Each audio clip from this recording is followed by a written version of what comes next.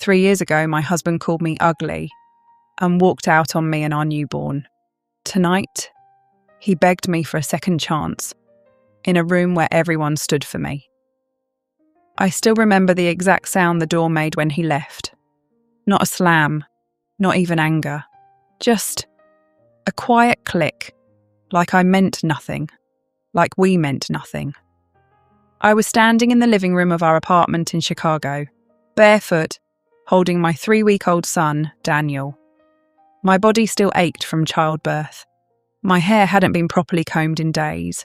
There was dried milk on my shirt, and my husband, the man who once swore I was his entire world, looked at me like I disgusted him.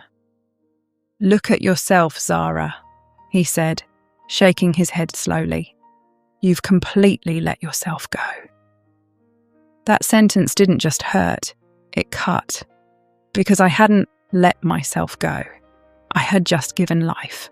I had stayed awake night after night, feeding our child. I had chosen him, over sleep, over comfort, over everything. But none of that mattered to him. "I didn't sign up for this," he continued, adjusting his jacket like he was late for something more important than his family. "I need someone who takes care of herself. Someone, not his wife, not the mother of his child. Just someone." I remember tightening my grip on Daniel as he whimpered softly in my arms. "Ryan," I whispered, my voice breaking. "Please don't do this. We can figure this out together." He didn't even hesitate. "I already have." And just like that, he walked out. People don't talk enough about what abandonment sounds like. It's not loud. It's quiet. It's the silence after the door closes. It's the empty side of the bed. It's crying in the bathroom at 3 a.m. and while your baby finally sleeps. Because that's the only moment you're allowed to fall apart. For months, I lived like that. Surviving. Not living. There were days I didn't recognise myself in the mirror. My body felt foreign. My confidence, gone. My laughter, a distant memory. And the worst part? It wasn't even what he said. It was how easily he said it. Like I was replaceable, disposable, temporary. The turning point didn't come in a dramatic moment. It came on a random Tuesday morning. Daniel was crying. I hadn't slept. Bills were piling up on the kitchen counter, and I broke. I slid down the wall, sitting on the cold floor, holding my son as tears streamed down my face. "I can't do this," I whispered. But then, Daniel wrapped his tiny fingers around mine, and in that moment, something shifted. Not magically, not instantly, but deeply. Because for the first time, I realised something powerful. I wasn't alone. I was needed. And if I was going to survive this, I couldn't stay the woman Ryan left behind. I didn't wake up the next day as a new woman. That's not how real life works. But I started small. Very small. I took online courses during Daniel's naps. I started freelancing, writing, consulting, anything I could get my hands on. I built skills. Quietly, consistently. No one applauded me. No one noticed. But I kept going. There were nights I worked with one hand while rocking Daniel to sleep with the other. There were days I doubted everything. But every time I wanted to quit, I remembered the way Ryan looked at me that day. And I made a decision. No one would ever look at me like that again. Not even me. 3 years later, I stood in front of a full-length mirror in a luxury suite in New York City. But this time, I recognised the woman staring back at me.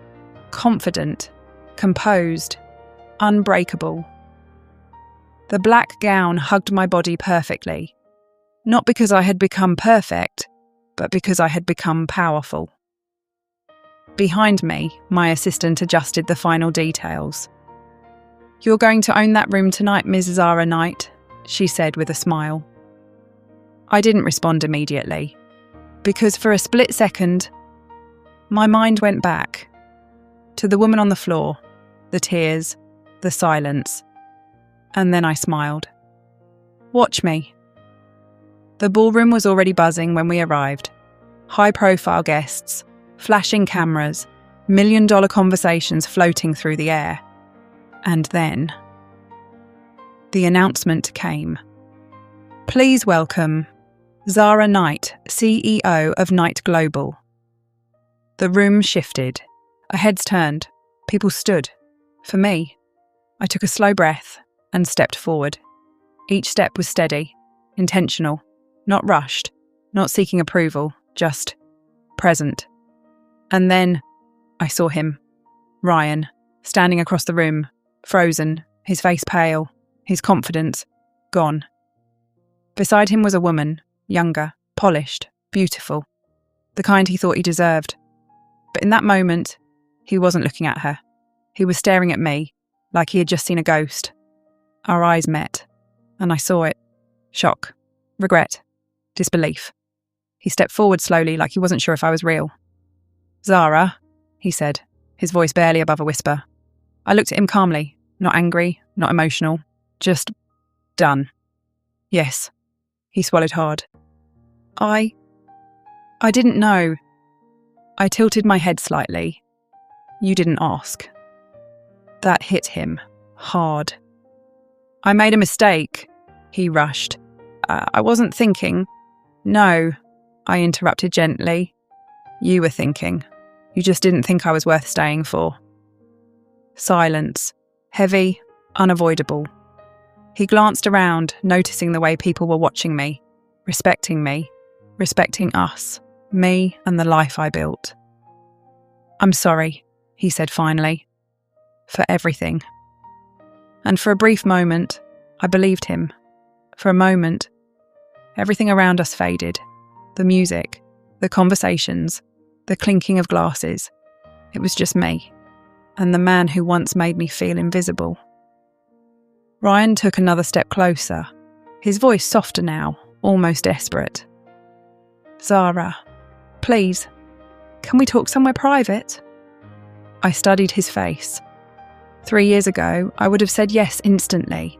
I would have followed him anywhere, hoping to fix what he broke.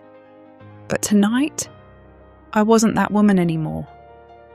Still, I nodded slightly, not because he deserved it, but because I did.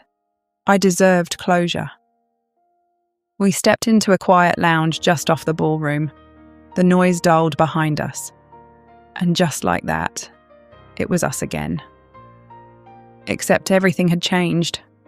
Ryan ran his hands through his hair, pacing slightly like he didn't know where to begin. "I've thought about this moment so many times," he said. I never imagined you like this." I leaned against the armrest of a chair, calm, composed. "Like what?" He looked at me, his eyes scanning my face like he was trying to reconcile two different versions of me. Strong, successful, untouchable. I almost smiled, because what he saw as untouchable was simply healed. "You didn't leave me room to be anything else," I said quietly. That landed. You could see it in the way his shoulders dropped. "I was wrong," he admitted. "About everything. About you." Silence stretched between us. Then he said the one thing I already knew was coming. "I want to come back."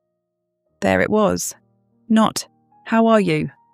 Not, "How's our son?" Not even, "Can I make things right?" Just, "I want to come back." I let out a soft breath, shaking my head slightly. "Come back to what, Ryan?" His brows furrowed. "To us." I straightened, my voice still calm, but now firmer. "There is no us." He blinked, clearly not expecting that. "I know I hurt you," he said quickly. "But people make mistakes. We can fix this. We can be a family again." A family. The word echoed in my mind, but not the way he intended, because he wasn't there when Daniel had his first fever. He wasn't there when I stayed up all night, terrified, Googling symptoms. He wasn't there for first steps, first words, First everything. I built a life, Ryan, I said slowly. Not a waiting room. That one hit deeper than anything else I'd said. He sat down heavily, like the weight of reality was finally catching up to him. I didn't know you were struggling that much, he murmured. And that was the moment I felt something shift completely.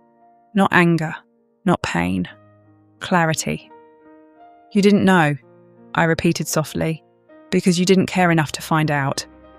His eyes dropped. I thought you'd be fine, he added weakly. I gave a small, almost sad smile. Of course you did, because you weren't the one left behind.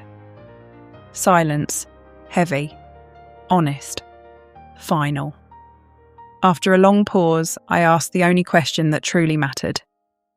Do you want to know something? He looked up quickly. What? I held his gaze. For a long time, I thought you leaving me was the worst thing that ever happened to me. He leaned forward slightly, hope flickering in his eyes. But it wasn't, I continued. His expression fell. It was the best thing that ever happened to me. And this time, I didn't soften it, because it was the truth. Ryan stood up abruptly, frustration creeping in. So that's it? You're just going to throw everything away? I let out a quiet breath. No, Ryan, you threw everything away 3 years ago. His jaw tightened. What about our son? He asked, almost defensively now. And there it was, the question he should have asked first. I straightened fully, my voice steady but unmistakably firm. You don't get to use him as a bridge back into my life. That's not what I'm doing. Then what are you doing? I cut in. He opened his mouth, but no words came out. Because deep down, he knew. I stepped closer, just enough to make sure he heard every word clearly. You didn't just leave me, Ryan, I said. You left a responsibility, a child, a life we created together. His eyes glistened slightly now. I can't undo that, he whispered. No, I agreed gently. You can't. Another pause. Then I added, softer this time. But you can decide what kind of man you're going to be moving forward. That was the only grace I had left to give him. Not a second chance. Not forgiveness wrapped in reconciliation. Just truth. He looked at me one last time. Is there any chance? He asked quietly. And just like that, we were back to the question that started it all. I met his eyes. Calm, certain, unshaken.